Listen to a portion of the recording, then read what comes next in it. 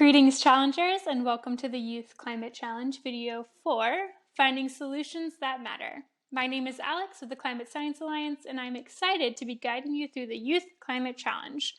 This is video 4 in a series of 5, so if you haven't seen the first ones, make sure you go back and review.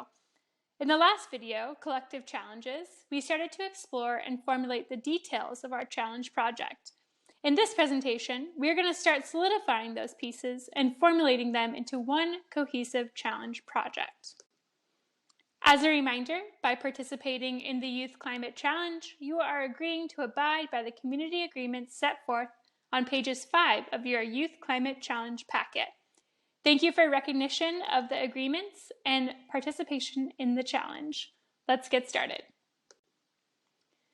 Utilizing the work that you and your team have done so far on the Collective Challenges Organizer on page 8 of your Youth Climate Challenge project packet, we are now going to work together to solidify the details of your challenge project in the next sections.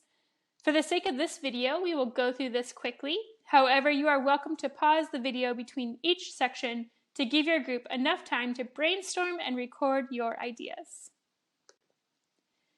As we walk through these sections, I'll be using the example of the actionable project of working with local students to plant a community garden with both food-based and native plants.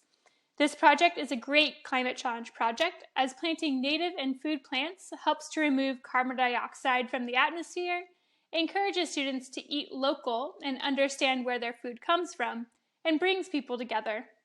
This example is merely to give you a reference for how to complete each section. However, we invite you to fill out your project packet to reflect your challenge project. In the last video, Collective Challenges, we brainstormed a few SMART goals, or goals that are specific, measurable, achievable, relevant, and time-based. SMART. Here is your opportunity to specifically define the 2 to 3 goals you would like to achieve with your challenge project. Based off of my actionable project example of working with local students to plant a community garden with both food-based and native plants, I have defined the following 3 SMART goals. Number 1, by the summer, we will have recruited 3 classes of students to participate and help maintain our community garden. You could also define a specific age group of students here, but I kept mine more open-ended. Goal number 2, by the winter, we will have raised $2,500 in community donations to purchase supplies and build 5 garden boxes. Now, not all of our projects will require that you raise funds. Many can be done without this or built purely on community donations. For my project example, I think this is what we will be needing, so I added it as a goal to achieve. And lastly, goal number 3, my hope is by the spring, we will have planted and cared for 45 native plants and 50 food-based plants.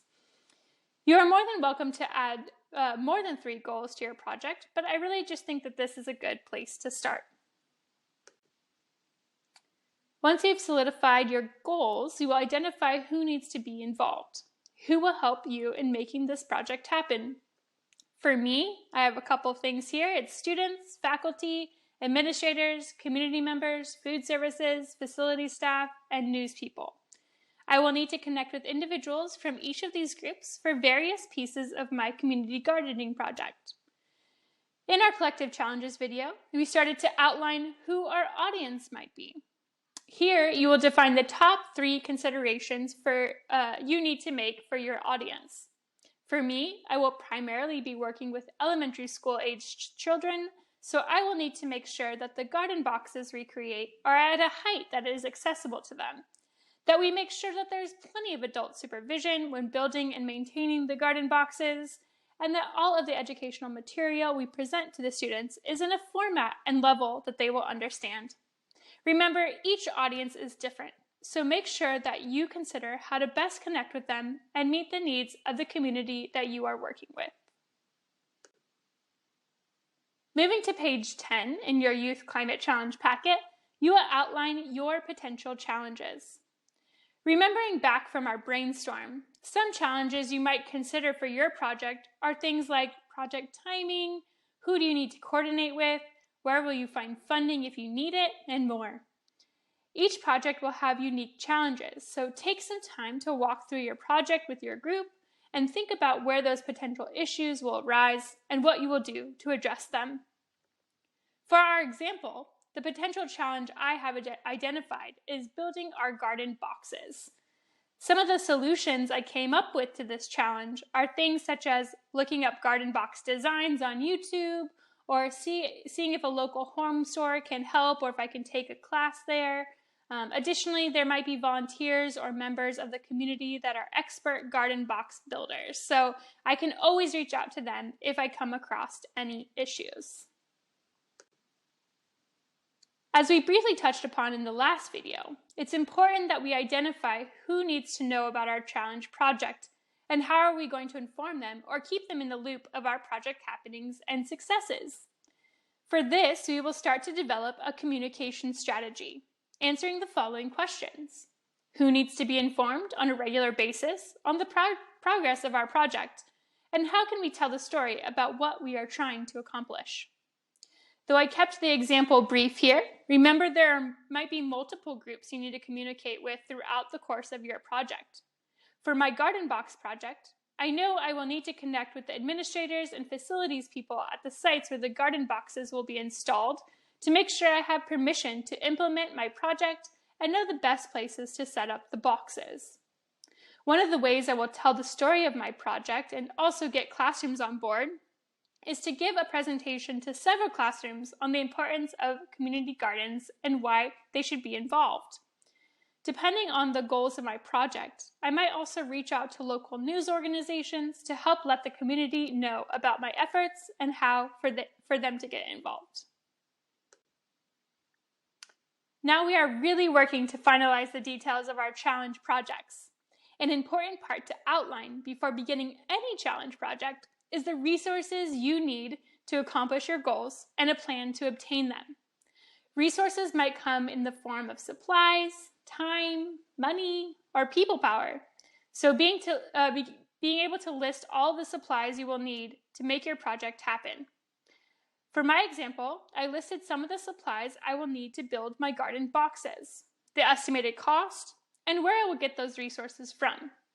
This project would definitely require additional resources than the ones I have outlined here, but this is just to give you a good idea.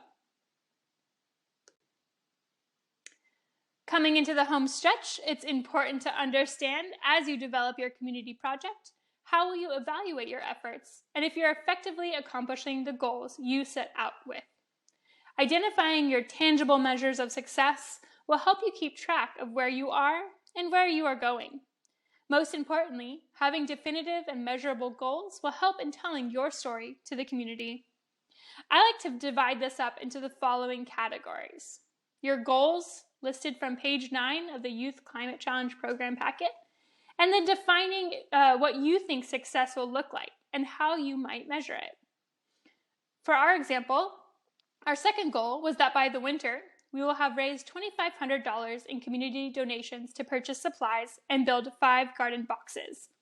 We will know we have fully succeeded when we have enough money for our project and we are able to build our garden boxes.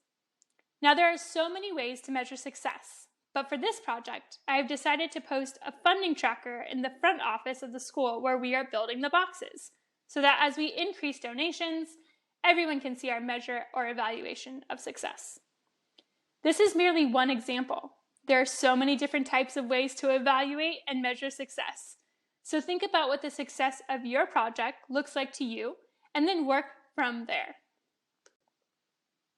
Wow, we have come so far in our planning process, from setting SMART goals to identifying our audience, challenges we might face, and how we may overcome them. Now is the time where we put it all together and come up with the game plan of when we are going to do each piece and who on the team will be responsible for accomplishing it. The game plan is more or less a timeline of your tasks. This can be as high level or as detailed as works for you. Some tasks might take longer than others or more than one person to accomplish. Though I've only listed 2 tasks from our project here, there will be lots more for yours. I recommend listing out everything that you think you will need to do to make your project happen. and then be realistic about the time it might take to carry out those tasks. For my example project, I listed 2 tasks that I know I will need to do to carry out my project. Create flyers to recruit students to participate, and talk with school faculty to make sure I have the permission to build my garden boxes. I added a month-by-month timeline on the left, but you might have to do this day by day or even hour by hour, depending on the type of project you are doing. And then in the right-hand column, you will assign a person or group to oversee that task. I would also recommend scheduling team meetings on your game plan to check in on the progress you are making and if you need to make any adjustments. You should refer back to this game plan often, and don't be afraid to update it as needed. On page 12 of your project packet, you will have a whole page to fill out, but feel free to use more space if you need it.